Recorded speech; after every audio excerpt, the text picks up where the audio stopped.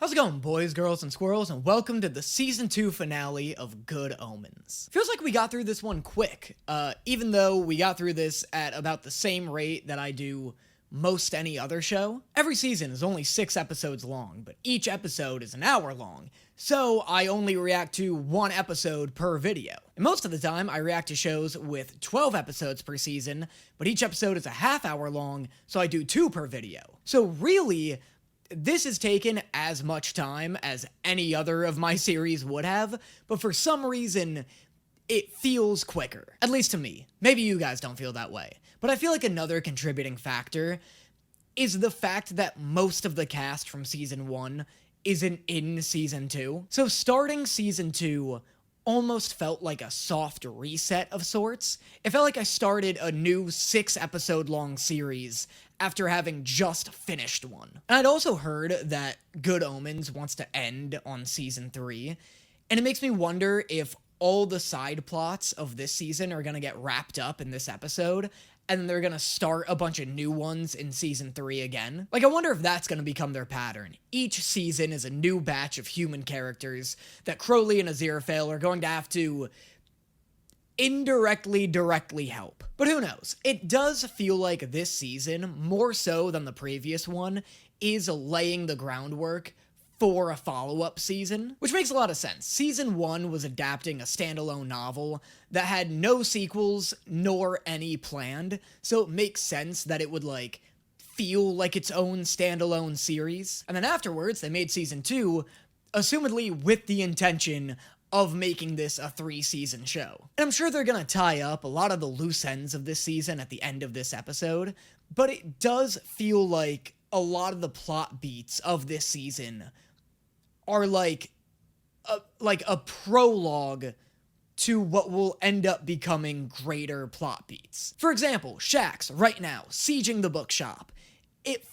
My prediction is that obviously she's going to fail, but for whatever reason, it's going to tie heaven and hell back into warring with each other again. I feel like the stuff with Gabriel is going to get resolved, but then spark more conflict between the two factions, if that makes sense. It feels like this whole season is leading up to World War I, and I'm just waiting for somebody to assassinate the Archduke Franz Ferdinand. Anyway, now that brief random little history lesson is out of the way, let's get into the Season 2 finale of Good Omens. I thought it might make you realize that Maggie loved you, and then you'd fall in love with her. It all looks so simple in Jane Austen. I love how Aziraphale makes it sound like he set up the dance out of the kindness of his own heart, but in actuality, it was just to get the Heaven Police off of his ass. You look like a murder hornet or a snake or a... Bede. Oh, what have you done?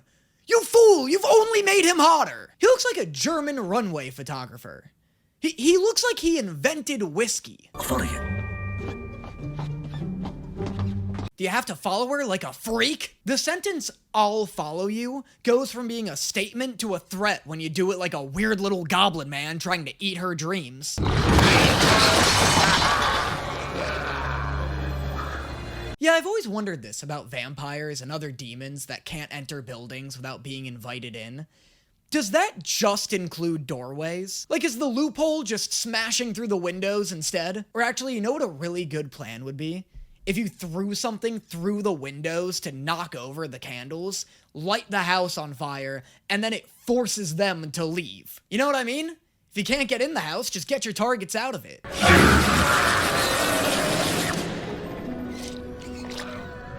I had brothers. I have brothers is not an appropriate response to this dude hitting you with the 10-foot worm tongue. And if you think it is, I've got some real concerns about your relationship with your brothers. I'm done with being scared.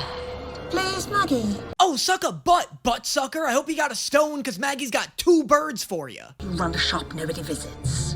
Unable to pay the rent. Dull. You are unloved and unlovable. God, this woman sounds like me when I first met Maggie. Glad to see I'll still have a thriving career in hell. You want to come in here and say that to my face? Why would you let Maggie this close to the door? Why did you let her talk to demons? What, you thought she'd be cool? The woman who can't even get a date without literal divine intervention? I am perfectly prepared to take defensive action should it become necessary. Why are you letting the goth bunny rabbit lead the charge? Somebody tell this dude to get his ass back to the Descendants where he belongs. I'm going to get into so much trouble. You think so? Well then, let's make it worthwhile. Kiss her! What have you got on Gabriel? Never mind! Misread that situation. I kinda thought he was flirting. I don't know, can you blame me? This is the sluttiest Crowley's ever looked. Get them!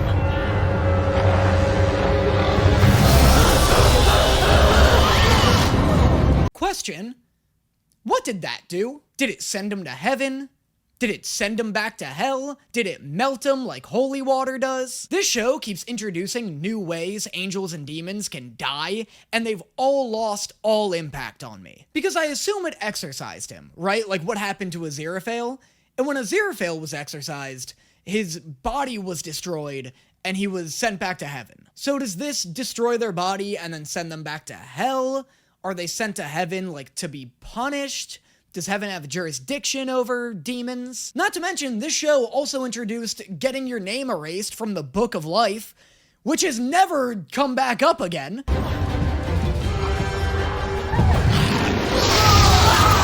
Hey, stop stepping on it. Why is every demon like, okay, I know it just vaporized that dude, but there's no way it's gonna vaporize me. Not me, bro. There ain't no vaporizing Pazuzu. And the world is over. And we begin eternity. Why, though? Why do they keep wanting the world to end? Does somebody finally answer that question this episode? Maybe they're saving it for season 3, but if they don't answer that in this season, they better in the next one. Nah. Yep. Okay, well, why doesn't he want it to end? May I ask why you're not seeing it? Surely. Why? I told you you could ask. Cool. This is the exact same answer the show gives me every time I ask it why the world has to end.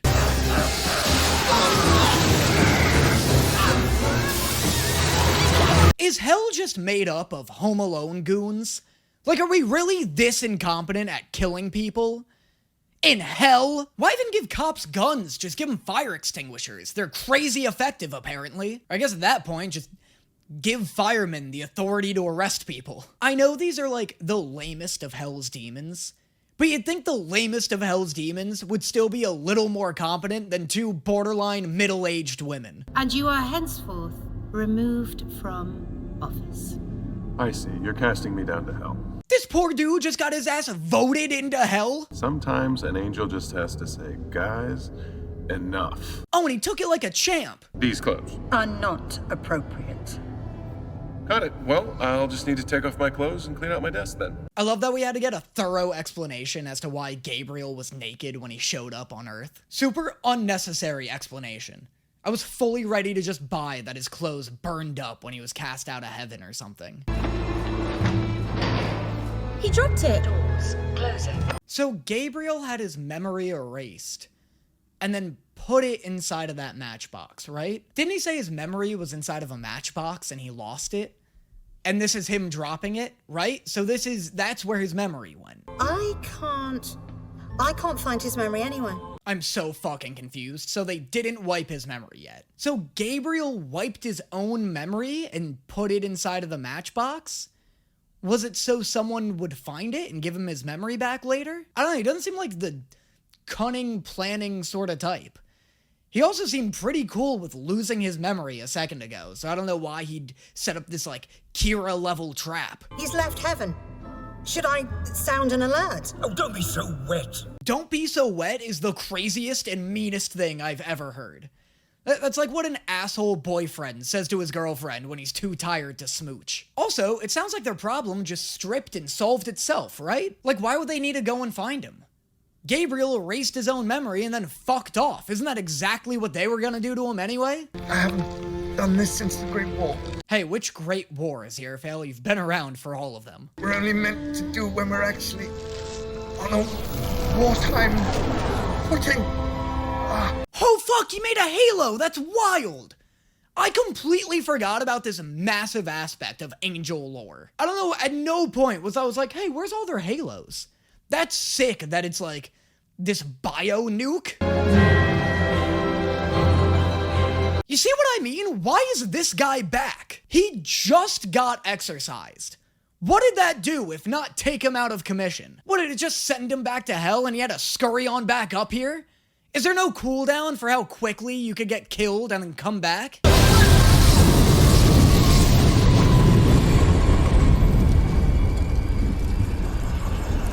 Oh my god, I can't believe I was entirely right about it being a bio-nuke. I can't believe it was just a nuke. I love how every angel just like has one of these stored inside of their head for some reason. I think I may have just started a war. Let's go on a Aziraphale. Nukes are supposed to end wars. Also, this is exactly what I was talking about at the beginning of this video. I knew at some point something would trigger Season 3's conflict, and I guess it was that. I guess, so what, is that like a war crime or something? Did Aziraphale actually just commit a war crime? Oh, hell won't like that. I don't know why, but that was like the most Halloween Town looking effect. Did that remind anybody else of Halloween Town? Like, if you just threw a Disney Channel watermark in the corner of that shot, nobody would be able to tell the difference. Also, it's kind of wild that blowing up your halo has no adverse consequences on the angel themselves. I don't know, maybe his powers are diminished, but he hasn't, like, mentioned anything like that. You would just think that, like, if angels only had one halo to explode, it would, like, have their power or something, you know? Sometimes people call me Gabriel. Yeah, we did a thing, hiding miracle. Apparently if we do a miracle together, it all works a bit too well. I like how after all of this, the conflict's about to be solved by them just having a chat with heaven and hell. You know, the thing they definitely should have done the second Gabriel showed up. Like, they did kind of just hide Gabriel for no reason, right? Like, instead of just calling up heaven and being like, hey, yo, you guys missing your boy? They were just like, let's be sneaky about this. Oh, there we go. Oh my god, I fucking knew it. Okay, I didn't know it exactly, but I knew the fly played some massive role in this. Open it.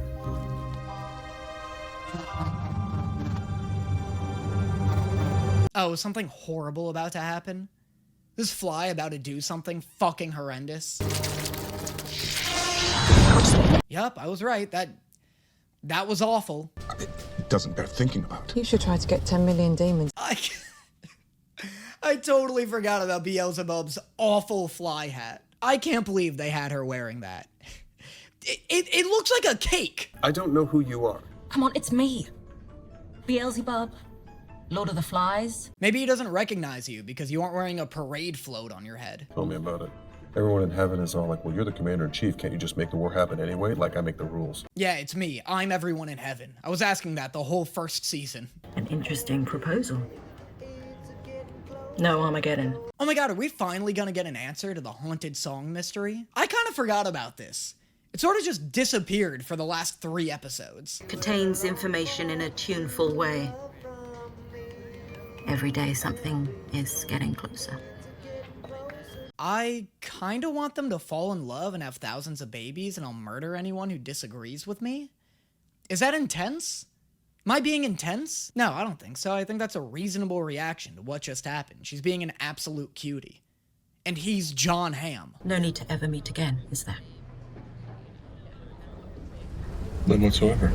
Except to smooch and cherish your undying love for each other. Dude, what the fuck? Why is this so cute? John Hamm haunted all of the jukeboxes to impress his sweet little horsefly? That's adorable. That song will always be here on that jukebox to comfort the afflicted. Why is this high-key the cutest relationship in the show? I don't care, whatever. Come after me. These two are precious. I should give you something. A kiss! Here, it's for you. A fly! No one's ever given me anything before. Okay, but to be fair, apparently you're not really supposed to have things in heaven. Much less things you can give. I was coming to you, but I forgot. David Tennant? More like David Forget It. More like Azira Who. John Hamm has assembled a crack team of miscreants, ne'er-do-wells, and thieves, and successfully stolen the show. What a criminal.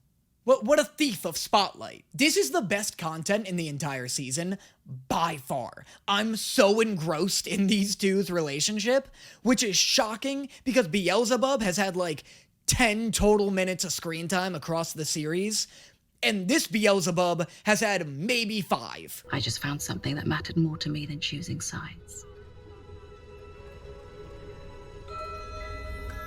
I've known about this relationship for maybe 6 minutes, and I am fully invested in it. It's my coffee shop. It should be open by now. Nice knowing you both. Let's say goodbye forever and pretend none of this ever happened, yeah? Okay, cool. Guess that subplot's done. Kinda random and hardly relevant, don't you think? To send them both to hell as our punishment.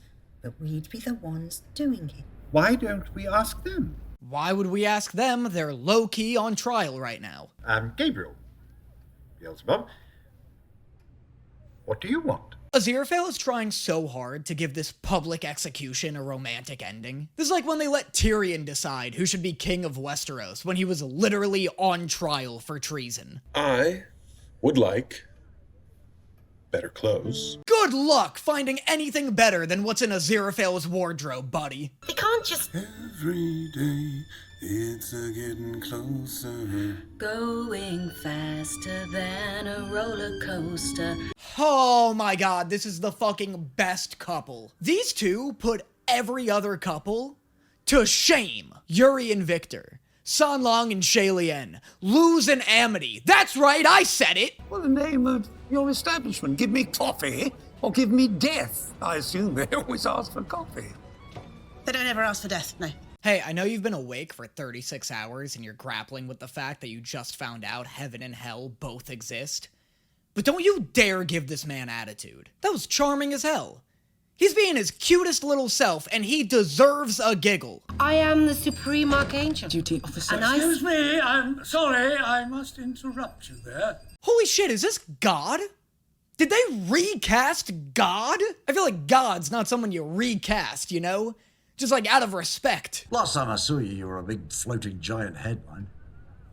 Oh, the Metatron. Oh, it's Zordon! Oh, I didn't recognize him, wearing a cute little suit with a body stuffed inside of it. You should leave now, too.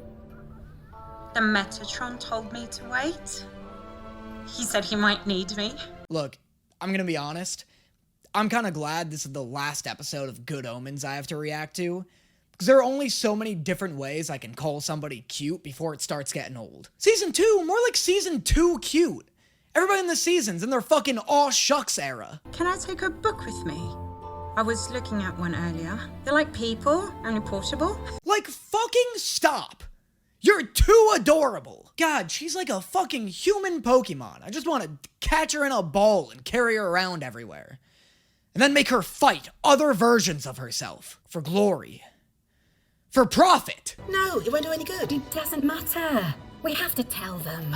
Tell who what? What's going on? What happened? We're not a game. We're real people. You can't just pair us up for your amusement. This so could have waited until after work. You really had to leave 6 people waiting for their coffee so you could go and badger Crowley? It wasn't even his fault. All he did was fuck with the weather. Because you and Mr. Fell don't ever talk to each other. What the fuck does she know about their eternity-long relationship? They left 6 people dying of thirst so they could badger Crowley with relationship advice?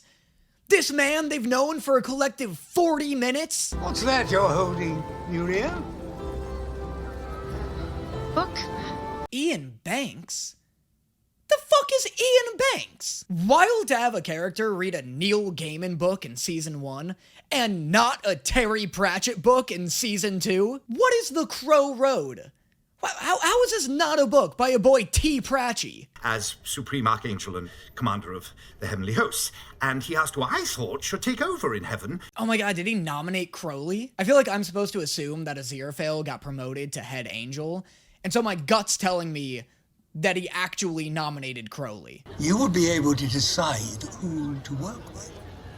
Yeah, I've been looking back over a number of your previous exploits. Oh, never mind. I guess I was just being too much of a hipster. Maybe it's just going to go the way I'm supposed to assume it's going to go. Come back to heaven and everything Like the old times. Huge. Oh, his sweet little voice. Oh, he's so happy. My sweet little dumpling man. He's not gonna be happy for long, is he? We got way too much episode left for this to end on this note. Right. And you told him just where he could stick it then? Oh, I'm gonna fucking hate this, aren't I? Well, it's the side of truth, of light, of good. Aziraphale. Everybody in heaven is mean. They're the meanest bunch. Also, they hate you. The last Archangel was exiled out of heaven for disagreeing with the other angels one time. And they liked him. If I'm in charge, I can make a difference. I would agree if they didn't literally just vote the last guy who tried to make a difference into hell. Group of the two of us. And we've spent our existence pretending that we aren't. Oh, why is this worse than when they were fighting? I hated hearing his little voice crack. And I would like to spend... David, I'm gonna need you to be a worse actor right now. I beseech you to sacrifice a mere smidgen of your talent for the sake of my mental health. How cruelly. Nothing lasts forever. Please stop it, you stupid Marshmallow Man! I need you! I am dangerously close to developing an addiction to cigarettes right now. Just to kill me faster. I am 3 seconds away from turning off this camera and finding a bar. And it's 11 a.m. Ho! Ho! Ho! Oh, they kissing! They kissing! Why is Aziraphale flapping around? Why doesn't he like it? He likes it, right? I forgive you.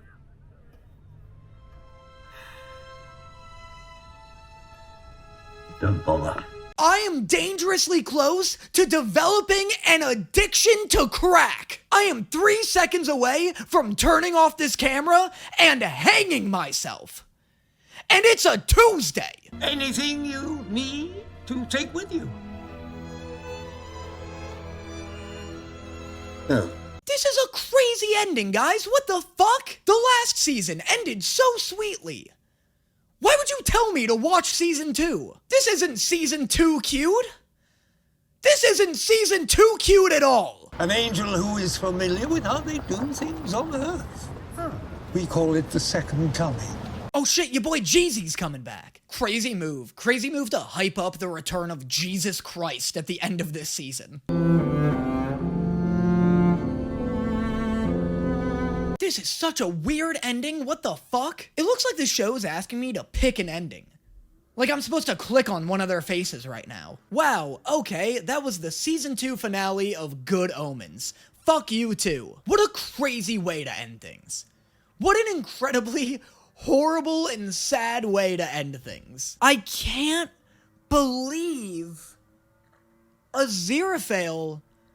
Oh man, I can't even think about him right now. What is he doing? I can't believe they told Crowley to tell his feelings, and then Aziraphale was like, fuck your feelings, man, I'm out. What a crazy fucking ending. What the hell? How do I feel about season 2 in comparison to season 1? I'll tell you right now, this is a strong way to leave me. If I separate my feelings from how I feel right now, and believe me, it's gonna take a real fucking sturdy emotional crowbar to do that. Like, I'd just have to admit that season 1 I find a lot better than season 2. I enjoyed it. I always enjoy these characters. I love the addition of John Hamm. I love the cute little lieutenant constable. She's awesome. But I really don't give a shit about Nina and the girl whose name I never even bothered to remember.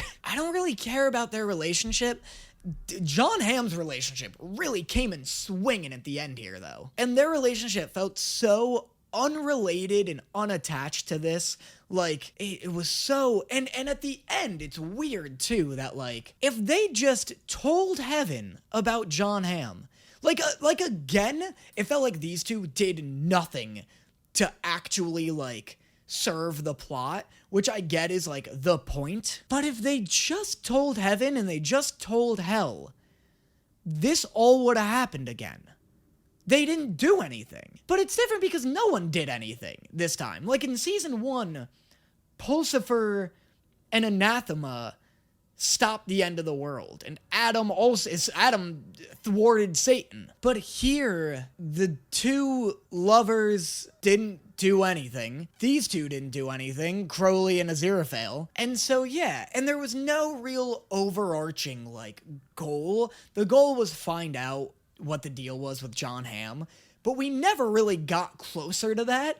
We just kind of got the big reveal at the end, so every episode, it didn't feel like we were, like, chipping away at this mystery.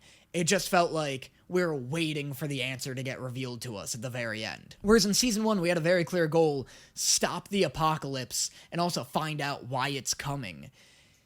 And so there was a lot of forward momentum with that. I didn't dislike the season. I wasn't as enthralled with it as season 1. Like, I was really like, oh, season 1's like cinema. Like, I'm excited about every episode. This is awesome. This was more like, I'm enjoying watching it, but I'm not, like, hyped to go tell my friends that they gotta check this out, you know? Which is interesting because a lot of you were like, season 2's way better. And I'm not saying you're wrong, but I'm curious to hear why you enjoy season 2 more than season 1. So let me know in the comments what it was that, like, made you be like, oh, Good Omens just kicked into gear. Because maybe it was the ending. Like, the ending leaves me being like, man, Good Omens is fucking back and it never left. Like, this shit's great.